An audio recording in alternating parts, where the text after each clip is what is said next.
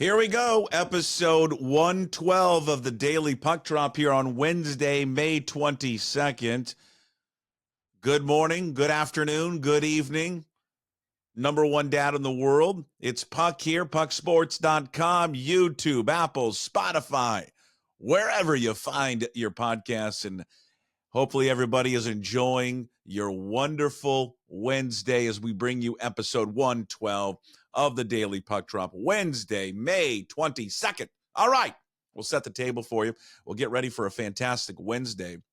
I should remind you, we have made a little programming change. Brad Adam, who was on yesterday's show, he'll be on Tuesday. So if you're expecting Brad Adam today from Root Sports, very slender, very good looking. What a wonderful golfer and a better human being is Brad Adam. Brad now on Tuesday. So in case you did not know that and are expecting him today, you can check him out from yesterday's show, on Tuesday's show. Great stuff from Brad. We talked a lot about Harry Ford and the potential trade there. Just the rumors. There's nothing like significant about Pete Alonso and all that kind of stuff and what they would do. Would the Seahawks do, Seahawks? If the Seahawks got Pete Alonso, that would be weird, huh? That'd be really weird. What the Mariners would do. So go check out that episode there with Brad Adam. Of course, always brought to you by John Howie Steak. That means we have the Daily Puck Drop today, but then at 1 o'clock, we clear out. We go four corners, ISO, with the great Ryan Divish of the Seattle Times, who is brought to you by Chalet Bowl. And Ryan is in New York City, getting fat and happy in the Big Apple. So we'll talk to Divish. That episode will drop later today there at 1 o'clock. So we'll talk about the M's, a little Seahawks news and notes, Jamal Adams rumors again. PFF has a story out there ranking all 32 quarterbacks in the National Football League. Where does one Geno Smith fall? And they did kind of like how Mike Sando does a little bit of his piece at The Athletic, the tier system.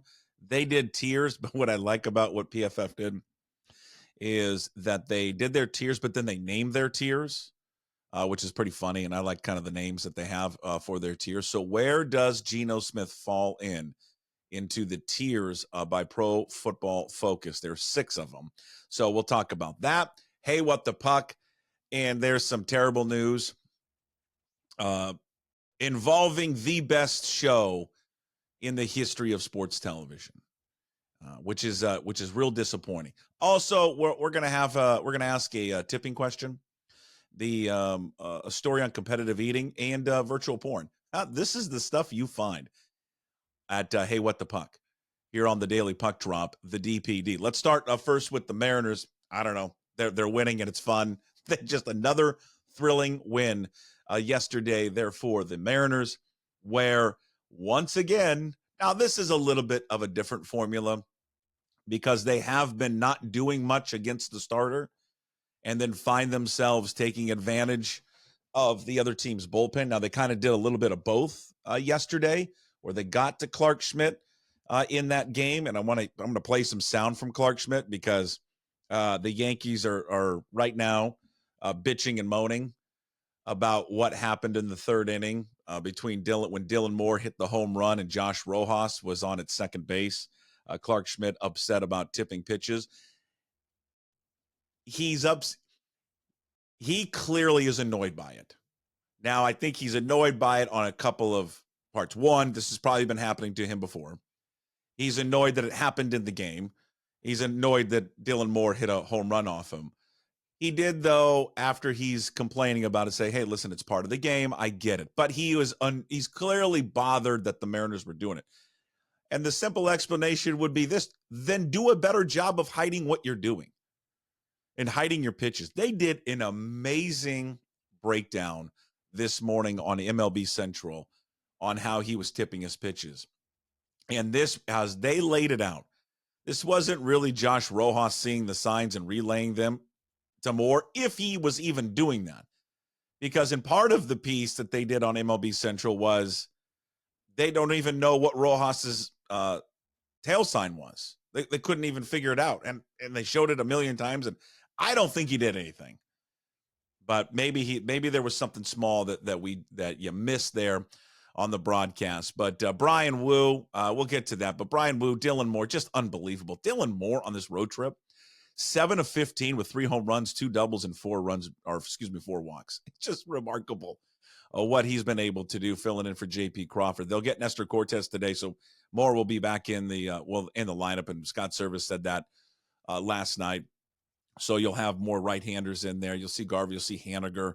And then, of course, you can use Raley and Canzone late when you get into that bullpen. But Dylan Moore will play every day. And he has earned that right to play every single day. And what he has been able to do, and not single-handedly, but the fact is that he's putting up better numbers than Julio right now, which is just remarkable. And really does go a ways to kind of illustrate the season these guys have had when their best player still, at this point, has not got it going. And you just can sit back and go, look what they're doing right now without 44. For the most part, offensively contributing anything. And what can they be once he does? They've got a chance to be certainly, I mean, not great, but massively above average if that guy can just get it going. But Dylan Moore, hats off to him. And he had a great quote yesterday to Ryan Divish of the Seattle Times and others there. But listen, Divish is our guy, so we give credit to Divish here on this program, that the way you play more is you hit. If you keep hitting, you keep playing. I mean, it really is just kind of a simple approach in baseball, and really a simple approach for all sports. You produce, you play. And Dylan Moore right now is just absolutely taking advantage of his situation. And that's just awesome to see. It's awesome to see anybody do that in any walk of life, or certainly in sports, that when you're given a chance to go out and perform, and you do, and you kind of show the player that you can be. And Dylan Moore has always been a solid player. He's always been a guy that every very good team, every championship level or caliber team needs someone like Dylan Moore. And he's just doing an incredible job at the right time. Bryan Woo just continues to ball out. And here's what I'm going to do with the Daily Puck Drop, the DPD. There is no more conversations about Bryan Woo going to the bullpen. I mean, maybe when they get in the postseason, and clearly they will not need a fifth starter at that point, but not now. This guy is just cruising. And just fingers crossed he holds up. But 15 2/3 innings since he's come back. He's walked only 2. He has struck out 15. And again, he was sensational last night. Now, I didn't know, I think at the time that I put this out on social media, that they had put a governor on him in terms of a pitch limit. But I guess going into the game, I think they said 85. He threw 77 yesterday. He was electric. I don't know if I understand the long play with Woo. Totally get it. At some point, though, you're going to have to let him go a little bit longer. These are always the situations that you kind of want to figure this stuff kind of out more in the minors before you get up to the major league level. But playing it close to the vest, making sure he doesn't overdo it. I get the thinking behind it, but you get so tantalized, right? Because of how good he is. And you want to see him go out there more. I mean, to get through 6 innings in any baseball game, but at the major league level with 77 pitches, that's just remarkable. What also is remarkable is this team's ability right now, that once they knock that starter out, once the starter is removed from the game. And a lot of times it's not because the Mariners have done anything offensively against said starter. It's just, pitch counts, innings limit, the way that baseball now kind of handles their starters is you go right into the bullpen. And this team does a great job, especially during this last, it feels like month stretch. They feast on bullpens. And they have feasted on the Yankees bullpen so far in the first 2 games of this series. They've had 8 earned runs.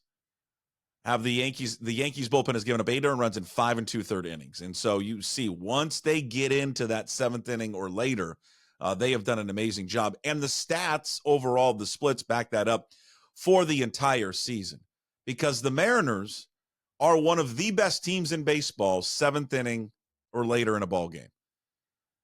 Their numbers, 403 slugging. That's fourth in Major League Baseball. Their OPS is 717. That ranks eighth in baseball.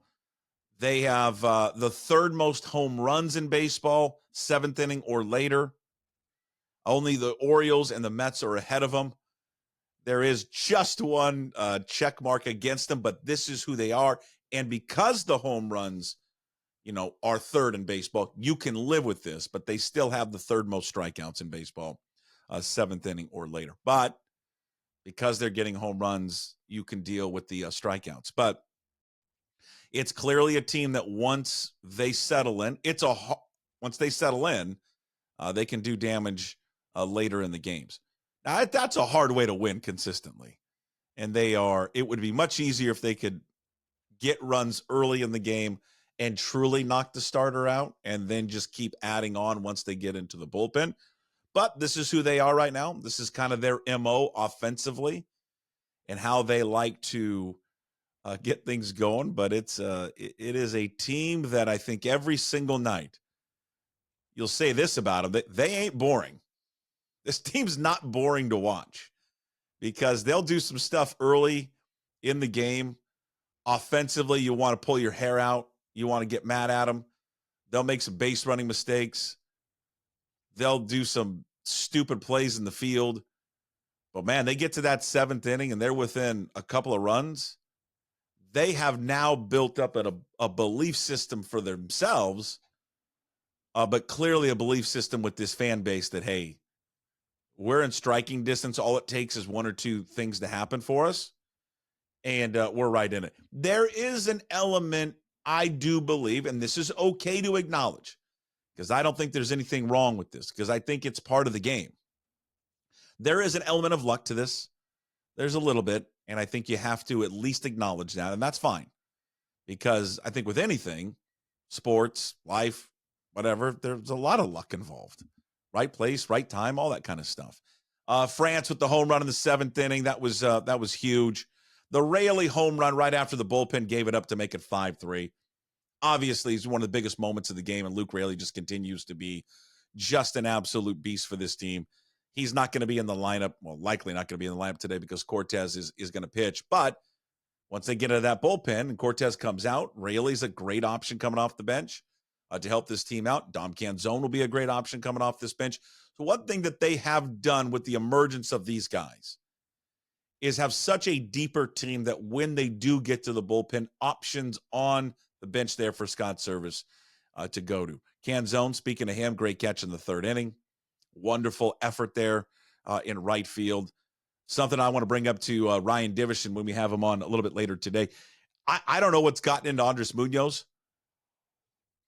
We talked about him. Sorry, pause for a sip of coffee there, listeners there on the podcast, Apple and Spotify. Daddy's got to get his caffeine in, okay? Munoz is hitting like 100 miles an hour, like consistently in this series. He hit it like multiple times yesterday against New York. His fastball average 99.9. We're seeing an uptick in velocity for Munoz. What I wonder is, because I don't know how much more rest he's gotten, a little bit, amped up probably playing the Yankees.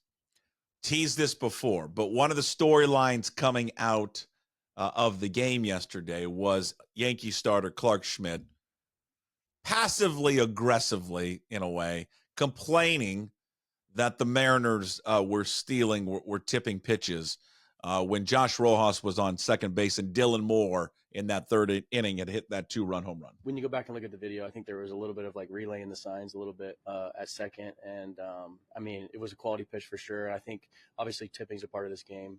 And it's a factor and it's always in the back of our heads and something that we're well aware of. And I think just a little too much, the second baseman was definitely probably relaying some signs there at second. And obviously it paid off for them. They got 2 runs on it. So, but I was able to make adjustments after we saw the video and just part of the game. He wanted to say, but he caught himself. He wanted to say it was a little too much. That's what he wanted to say. And you could hear it where he caught himself. And I don't know if Let's play it one more time, and I'll stop it. When you go back and look at the video, I think there was a little bit of like relaying the signs a little bit at second, and I mean, it was a quality pitch for sure. I think obviously tipping's a part of this game, and it's a factor, and it's always in the back of our heads and something that we're well aware of. And I think just a little too much. See right there, just a little too much. Go back and you watch it. And I mentioned before, MLB Central did a breakdown on this one. Josh Rojas, if he were indeed tipping pitches, one, I mean, it's the unwritten rule in baseball, then do a better job of stopping it. And to hear the Yankees complain about like this stuff is very rich and ironic. But it's always been a part of the game. You know, it's the small little fun kind of nuances of the game. I watched the video many, many times of the one he's specifically talking about that they did this morning. And I can't find anything that Rojas did that would somehow tip it to Dylan Moore what was coming. They had pointed out on the telecast this morning that Rojas did like a head turn, that maybe that was it. But if that was it, literally he did a head turn and then the pitch was coming. That didn't give Dylan Moore enough time to figure out what was coming. But again, we're seeing the backside of Rojas. Maybe there was something he did quickly with his hand to tip it to Dylan Moore. But again, that's on Clark Schmidt. That's on the Yankees to figure it out. But one thing that they revealed on the television this morning was, I mean, it was blatant what he was throwing because of how he positioned the ball in his mitt and his hands. It was just exposed. And Josh Rojas, he's not looking at the catcher. Josh Rojas is just looking inside Clark Schmidt's mitt to see, he could tell exactly what was coming by the way he gripped it and the way the ball was being exposed out of the glove. So if he saw that and then relayed it to Moore, okay, it's on you, bud. Figure it out.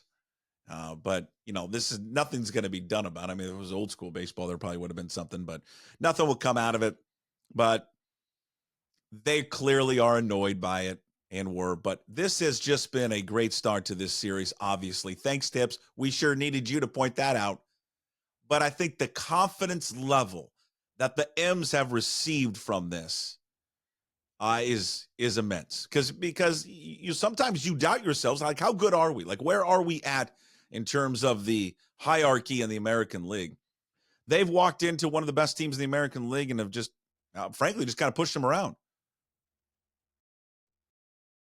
That's a great signal for these guys.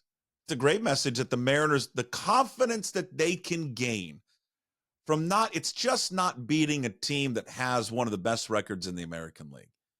It's the fact that that team with one of the best records in the American League are the New York Yankees, the Pinstripes, New York. The crowds are great. That crowd was great last night, especially when they got pulled within one. Very kind of postseason playoff environment. But they did not wilt. They come right back in that next inning. Luke Raley hits the solo home run. Bullpen takes over. Munoz shuts them down. That's the formula, what they had last night, and the formula they had in the first game is exactly the formula that they are going to have to execute in the postseason. That's how they're going to win. That's it right there. So the last 2 days, you wonder what it's going to look like. How are they going to perform in the playoffs if they get there? That's it right there. That's it right there. All right. Despite the win, which was great, the under's taken a little bit of a beating again. See, the temperature's warming up. There's a lot more offense. I don't like it. Okay, we can win, but let's win under the under. The total last night was 8, and you see with the temperature change a little bit that the totals have been going up a little bit more. Sometimes you see early in the season, we saw a lot of 6.5, 7, maybe a 7.5. Now you're starting to see across baseball, but 8. So the Bet M's under summer tour will continue tonight after last night's non-cover. And by the way, we use the DraftKings Sportsbook app for all these totals. Big shout out DraftKings Sportsbook app. 7, 12, and 1. Total is 8. Bryce Miller gets the ball today, 3-4 with a 3.08 ERA. Again, we mentioned before, Nestor Cortez on the mound for the Yankees, 2-4 with a 3.56 ERA. Total tonight is 8. Okay, quickly over to the Seahawks NFL news. Report coming out yesterday from Adam Schefter that Jamal Adams is visiting with Baltimore. Ravens, you can just keep him. Just sign him. I think it's a great fit for you, Baltimore. He looks great. And I think this would be a long line of you taking safeties from Seattle and it working out well. I thought Earl Thomas was fabulous there. And I think Jamal Adams, when I think Baltimore Ravens football player, I think of Jamal Adams. He fits exactly what you guys want to do. He fits exactly your ethos and your foundation of your club. Please keep him there. It's like a recruiting chip or just anything, free agency. Don't let him get back on the plane. Sincerely, everyone in Seattle, don't let Jamal Adams get back on the plane and potentially come back here. All right, Pro Football Focus did a story that's up on their website right now. And they ranked all 32 starters in the National Football League. And by the way, it's Wednesday, May 22nd. This is OTAs continue for the Seahawks, and today is open to the media. So if you know somebody's in the media, get their cell phone and ask, hey, can you take pictures of guys running around in their helmets and shorts? Because that's what they do. It's exciting. It really is. There's nothing quite like it. So there were 6 different tiers of where they put the quarterbacks in. Again, as I mentioned before, kind of similar to what Mike Sando has done. That's okay. You rip ideas off anyone. But they've given their name. They've given names to all their tiers. So do you want me to tell you where like Geno Smith is right now? Or you want to predict? What tier do you think Geno Smith is in? I'll give you the tiers. Now, tier 1 is going to be pretty self-explanatory because there's only one player in tier 1. And they called tier 1 Mahomes. So who do you think's in it? Tier 2 is called the Elite. And there are 3 quarterbacks in that. Tier 3 is called Postseason Caliber. And there are 1, 2, 3, 4, 5, 6 quarterbacks in that. Does he fall in that? Tier 4 is called Melting Pot of Starters. By the way, and you can be a sponsor if you like. Melting Pot Fondue, wonderful. There used to be one on Queen Anne. Are they around anymore? Is the Melting Pot anywhere? Is it downtown? Is it Capitol Hill or someplace? I just love me some fondue, man. Some bread, dipping in some cheese, some meat. I don't really like the dipping in chocolate. Yeah, I know. You look at me and say, really? You don't? I just really like the bread and cheese. But I don't know. Comment section here on YouTube. Email me, puck@pucksports.com. Reach out on X at puck2040, 2040, by the way. Where is the nearest melting pot? And I know I could look it up, but I'm lazy. I don't. Or the best fondue spot, because I love fondue. This body, this lifestyle has been delivered to you by bread and cheese. And if there's only 2 things that I could keep having in my life, like eating-wise, bread and cheese. Of course, peanut butter, but that's a given. But bread and cheese, yes. Okay, tier 5 is labeled can single-handedly win and lose games. That's my favorite one. That's by far my favorite one. Tier 6 is just called next generation. All right. I'll just go through it real quickly. Tier 1 clearly is Mahomes. Mahomes is the only one in tier 1. I think it's pretty obvious. I did like the pictures of him coming to the OTAs yesterday looking fat. Hey, he's just one of us. He's got kids. He's just won a Super Bowl again. He's living his best life, and he got fat. Leave the guy alone and stop fat shaming Mahomes. I guarantee he's going to be okay once the season starts. Can a guy or a person not be allowed to throw on like a freshman 20 and this is old school football where he's going to come into these OTAs and training camp and get himself into shape. He's not going to come into shape like all these guys do. And there's something about that I really thoroughly enjoy from Patrick Mahomes. I'll spend the OTAs and I'll spend training camp getting into shape. I don't need the whole offseason to get in peak physical shape. This is a throwback to the 60s and 70s of football, the 80s even. And I'm here to support Patrick Mahomes and his dad bod. Good for you, buddy. Tier 2 is called the Elite. Okay, that features 3 guys. And I think one of them is going to be, debatable. Not for me, but I think for a lot of people, because I think he's a real lightning rod for some, but I'll mention him last. Lamar Jackson is the elite. Actually, I could see how people could find Lamar Jackson not elite, but that's stupid to say for a guy. Is he won it twice, the MVP? Yeah, right. But really no success in the playoffs, but that's a separate discussion. Lamar Jackson, Joe Burrow, Josh Allen. Josh Allen was the one that I think some people think is not elite. There's always kind of a big, I don't know if controversy is the right word, he's a lightning rod and hot button topic for a lot. I love Josh Allen. I think he's great. I would certainly put him up in that elite category. Tier 3, which is called postseason caliber. Justin Herbert. Can't wait to see what he does here with Jim Harbaugh. And a head coach that is quarterback driven, that has had success a lot of times with quarterbacks. Can't wait to see what he does. Can't wait to see what type of new offense that they implement and how they best use him. He couldn't have landed a better coach for him than Jim Harbaugh. Dak Prescott. I mean, I know the numbers are going to back it up. And I know you can show me everything. I don't get it. I think that guy wilts in the biggest moments. I think there's so much hype with Dak Prescott. If Dak Prescott wasn't the quarterback of the Dallas Cowboys, we wouldn't talk about him as much. But because he's the quarterback of the league's most popular team and one of those popular teams in all of football, all of sports, that's why we talk about him a lot. Matt Stafford's in their postseason caliber. Yeah. Aaron Rodgers. Yeah. Jalen Hurts in there as well. And then CJ Stroud thrown in their postseason caliber. And I can't wait to see season 2 of CJ Stroud. He was so damn good last year and unbelievable. Okay, tier 4, melting pot starters. Is this where Geno lands? Jordan Love, Trevor Lawrence, Brock Purdy, Tua, Kirk Cousins, Jared Goff, Kyler Murray, Caleb Williams, and Geno Smith. So Geno Smith is in the tier 4 melting pot starters along with Caleb Williams, Kyler Murray, Jared Goff, Kirk Cousins, Tua, Purdy, Lawrence, and Jordan Love. And he ranks overall of the 32 starters 18th in the league, which is probably fair. And then PFF wrote this about Geno Smith. Smith's 2 years have been a tale of 4 quarters.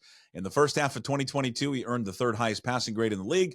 In the second half, he led the league in turnover-worthy plays. In the first half of 23, he had more turnover-worthy plays and big-time throws. But from week 10, he was top 5 in passing grade and big-time throws. At 33 years old and entering the final year of his deal with guaranteed money, Smith may not be seen as a franchise quarterback, but he is absolutely the kind of guy who can engineer a win in any given week. And I believe and I wholeheartedly endorse that sentiment. And now I'm going to speak directly to him because he may be watching and listening to this. Hey, just to my buddy Rob Staten, who we'll talk to Rob tomorrow, SeahawksDraftBlog.com. I'm brought to you by Superior Linen. And Rob, and you know this, and I don't think I'm speaking out of turn. I shouldn't say he hates him. He doesn't like Geno Smith. And I get it, and I totally get it. I don't think Geno's as bad as that Rob thinks he's as bad as he is. I also am not like carrying the flag for Geno Smith and planting it that he's a great quarterback. I've told this to Rob and others, and I think Rob agrees to a degree. Maybe he'll tell me if he doesn't. He's not one to hold back on his thoughts or opinions. I want to see what he looks like in Ryan Grubb's system. Ryan Grubb has the ability to scheme guys open and be a real kind of chess player on the football field. And he likes to have a quarterback that drives it downfield. And we saw that with Penix. And Geno Smith has got one of the better arms in the league, and he can push it downfield. And he likes to do it. I'm real curious to see what he can do. He's a beautiful thrower of the football, as Geno Smith. Beautiful. Throws a beautiful football. So I'm bullish on Geno this year in a way. I kind of am. I just really, I have just a sneaky feeling that we're going to see a guy that that first part of 22 where he was just unbelievable. I think we're going to see more of that and perhaps even better from him in this new system with Ryan Grubb. I think he's going to be one of the real big breakout surprise stories of the NFL season. And here's the deal, and Rob knows this and others. If he's not, I'll burn the tape. If he is, we'll promote it everywhere. That's how it goes. But that's the tier system. Go check it out. Pro Football Focus ranking all the 32 starters. Oh, I didn't give you the other thing that was funny.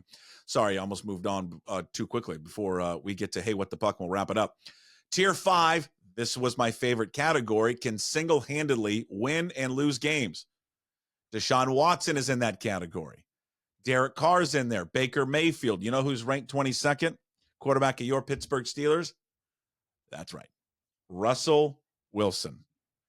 They have him in the category of single-handedly can win and lose games for you. And they write, hey, no one has had more time, which I blew me away. Over the last few years, no one has had more time in the pocket to throw the football, but then has also the most sacks. So that tells you he's getting time to throw, can't pull the trigger on it, and taking a bunch of sacks. Now that comes to a lot of people have said, hey man, it takes him too long to process stuff. The height comes into a factor because he's lost that athleticism, so he can't roll out anymore. That when the pocket collapses, he can't see. But when he was younger, he could roll out and find guys and play off script. That it's a this we thought the Denver thing would kind of map out his legacy in the NFL. Right now, I think he'll go down as a very good quarterback. He's not going to be a Hall of Fame quarterback. He has a chance to change that narrative maybe in Pittsburgh, but this is obviously his last chance to do so. Tier 6 called the Next Generation. It's a bunch of rookies, but Anthony Richardson, Bryce Young, the Drake May and Jacoby Brissett combo, because whoever New England goes with. Jaden Daniels is in there. Will Levis, Daniel Jones, Minshew's in there. And this is where it pisses me off. Minshew should be up in I would put Minshew probably the elite or Mahomes category. That's just me. Also, the combo of McCarthy and Darnold. Does Apple and Spotify have a sarcasm meter on it? Just wondering. People didn't pick up on that. Bo Nix is also in there as well. All right. Hey, What the Puck? We'll wrap it up with this. This is sad news coming out of the NBA. And it's sad if it truly does, like all of it go away. But the NBA crew, their time is over, according to articles and according to stories that have come out today, because TNT will lose the rights to the NBA. Turner's going to lose it. And what does that mean for the NCAA tournament? Well, I mean, CBS will probably keep it, so maybe they'll have a role there. But Sports Business Journal and others reporting that the NBA is finalizing a new media rights deal, which is good news here for the Sonics, because this is the first step before expansion. And I think it's sooner than people think. I've heard talks of 27, and maybe the folks are right. But I think it will be much sooner than that. I think it's 25, 26 is when they're going to play. But the NBA, at least, you know what? That's what I'm hoping for, because I can't take it anymore. I can't take waiting. I'm getting old. I'd really like to see them play. But they're reporting the NBA is finalizing a media rights deal with ESPN, NBC back. That means John Tesh is back, Round Ball Rock, and Amazon. And it's supposed to be announced later this week. And again, with Amazon being a part of this is massive good news for the Sonics and the return of the NBA to Seattle. But devastating for inside the NBA fans, because if one of those networks, and it won't be, I hope it's not ESPN, because I don't want them on ESPN. And they can't afford them. If NBC or Amazon doesn't pick up this crew of Ernie and Kenny and Charles and Shaq, and the whole crew and everyone behind the scenes, I mean, that whole crew, the people that we don't know of, like Underdog, everyone that's the director, the producers, everybody that's that does great work behind the scenes. If they don't pick them up, this is it's not just a loss for NBA fans. This is a loss for sports fans. This is, for me, and whether people agree or not, and I know there's some that just hate the NBA, it's the single greatest sports television show that I think has ever been created, ever. And I mean, when it's over, because it should be, they do the Western Conference Finals. I think today would technically be their last. I got to check on that. I don't know how many games. I don't know if they're doing any more games. This would be devastating to not see those guys every Thursday night come on your screen and talk a little basketball, but just have a damn good time. What that group did is what, like, in a ways, what we try to do here and what we try to do on the radio is just have fun. And those guys have fun. And it's not just about sports every single time they come on. They bust each other's balls. They prod each other. They've got good discussions on it. Basketball, life, non-basketball stuff, current events. I mean, they just are so talented. And they're talented not because of just their basketball knowledge is through the roof. I mean, how many times have you really watched them? And Barkley can't remember who's playing on what team, and Shaq doesn't offer much from that sense. But they just have a good time of four dudes who are friends, which is what this is all about anyways, sitting around talking about their favorite sport. And it makes it such an easy watch and an easy listen. It will never be replicated. And people have tried to do it. They'll continue to try to do it, but you can't replicate it because you can't replicate personalities. You can't replicate friendships. There's no secret sauce of what TNT has done behind the scenes with it. The talent lies in those four guys because they're just authentic in who they are. And you can't coach that. They are just, they're unbelievable. So I hope NBC, I don't know if NBC, on a network platform could handle those guys and allow them to be who they want to be. It seems like it's more of an Amazon thing. I hope Amazon scoops them up and gives them, because Amazon can give them whatever they want in terms of money, right? They can counter and double whatever they're making now. I hope Amazon scoops them up and takes some, whatever their new venture, new platform is going to be. Because I don't want, here's the thing. Part of it is I don't want the Sonics to come back because they've all been such amazing supporters of the return of the NBA to Seattle. In a weird way, I don't want the Sonics to come back and then that show goes away because I want to tune into those guys to talk about the new Sonics. So worth following that story. It'll be interesting to see kind of what their reaction on TNT is tonight to the news coming out. They've been hinting at it, Barkley and Crew's been hinting at it. Competitive eater Kobayashi, 6-time Nathan's hot dog eating contest champion, announced his retirement today.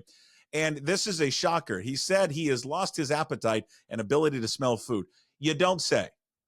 So shoving down 50 hot dogs down your throat and shrimp and all this other crap has caused you to lose your appetite. I didn't think that would happen. He said, quote, "I want to live a healthy and long life, so I've decided to quit competitive eating contests." Okay. Sure. It really is one of the dumbest American things we've ever done as a culture and a society, these competitive eating contests. And yet we tune in. We tune in every year to it and we eat it up, literally. And these people make millions of dollars off of this. We watch human beings stuff food down their throat and cheer it on. We really have come a long way as people, haven't we? We really have. Speaking of coming a long way, wow. Virtual porn in Australia is booming and not slowing down. The Australians say that half of their adults use virtual reality porn technology, VR porn, where they put on the goggles. They expect by 2028 that users are going to rise to $3.7 million. The issue in Australia, though, is addiction, that adults are becoming addicted to it, so much so, and it's causing irreparable harm in their current relationships, girlfriends, boyfriends, husbands, wives, and all that. And it's bringing up this because it's so real, it's so lifelike, that spouses are now saying, well, you're cheating on me. So I would ask that, virtual pornography, is that cheating? Yes or no? Because they're saying it's so real like that these people are having like real relationships with them that they're now considering cheating. How does that work out in a divorce? You've been cheating on me with Emily, but she's actually a virtual reality person. For some reason in this world, I think that the wife or somebody could win a case like that. All right. 3.7 million people by 2028. Lastly, and you've all encountered this here on Hey What the Puck. You've all encountered this. And frankly, I'm so tired of it. And I'm curious if you guys have the same stance. The expected to leave a tip on the self-serving kiosk. Why is that even an option? You didn't do anything. Nothing. You didn't help me. I went out and got the water or the snacks. I brought it up. I checked it out myself. And then I went away. But yet it says, do you want to leave a 22% tip? For what? You didn't do anything. Who did something? It's also the same time like when you go up to the counter service and you get something. Why is there a tip there? Like you just went back, you turned around, you put the cup underneath the coffee, you poured the coffee and you handed it to me. I'm tipping you because you just turned around. What's your job then? What do you get paid for? The tipping culture in America is so out of control. We tip for everything. And we're asked to tip for everything. I am starting a new thing like from now on, from May 22nd, 2024. I'm not tipping anymore on anything. I've had it. I just have. It's just too expensive, especially if you live in Seattle. I'm done tipping. Even if and I know this sounds stupid and it's mean, and I'm sorry to all the servers out there. God bless, I love you all, but I'm done. I can't afford it anymore. I can't afford to buy a sandwich that's $18 and you want a 20% tip on top of that. Just can't do it anymore. I'm done. No tipping in 2024. All right, that's it for the Daily Puck Drop, the DPD. We do it every single day. We release it at 10 a.m. Of course, you can listen to it anytime, anywhere, on any platform. Get that question all the time. What platform can I listen on? Any of them. You can watch it on YouTube. You can listen on Apple, Spotify. I should mention this all the time for you Android users. YouTube Music has got a great new app you can download. And really cool thing about YouTube Music is you can toggle between video and audio, and it picks up right where. So if you're watching like 10 minutes of the video, and then you pause or whatever, I can't stand it looking at him anymore. And I get that a lot. I get that a lot from the CEO at home, though, which is disturbing. But when you toggle over to the audio, it picks up right where you left off. So it's pretty cool. So for Android users who don't maybe like using Apple or Spotify, YouTube Music, please, please, please, please, on all the platforms, please subscribe. Please leave a comment. It all helps me immensely. So if I get that question a lot, how can we help? That's how you can help. Not just listen to it, not just download it, but subscribe and rate, like, and leave comments on all these different platforms. All right. Ryan Divish coming up a little bit later. We'll release his episode coming up at 1 o'clock. His weekly visit talking all things Mariners baseball, brought to you by Chalet Bowl. Again, coming up at 1 o'clock today. You're saying, where's Brad Adams? Brad Adams now on Tuesdays, so you can go check out that episode from yesterday. Also, from yesterday, John Canzano, Bald Face Truth, 750 the game. We talked about college football. We talked about the future of the NIL, where he thinks the NIL is going, the future of it, and how programs or how schools are going to now take it in-house. Great conversation with John. Awesome. Go check that out on all the different platforms. You want a one-stop shop, as always, pucksports.com. Please leave a comment. You got a question. You want to leave a voicemail. I got a special voicemail from Jim Nance this week. We'll play it on Friday. But if you'd like to leave a voicemail, you can just do a voice recording on your phone and send it to me. A quick and easy email is puck@pucksports.com. Contact tab is up there or up there, one at a time. If you're on the website. Actually, I'm doing this on YouTube and you're like, there's nothing up there. I get that now as I'm doing it live or recording this live. I guess you're not recording it live, are you?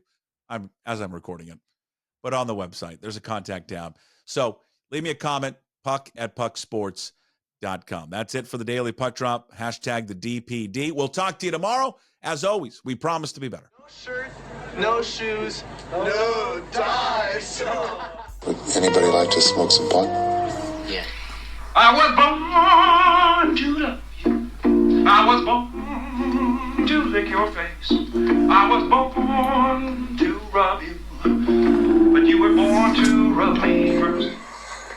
you need my address for? We'd like to send out a mailer. Mother of mercy, I don't speak Japanese!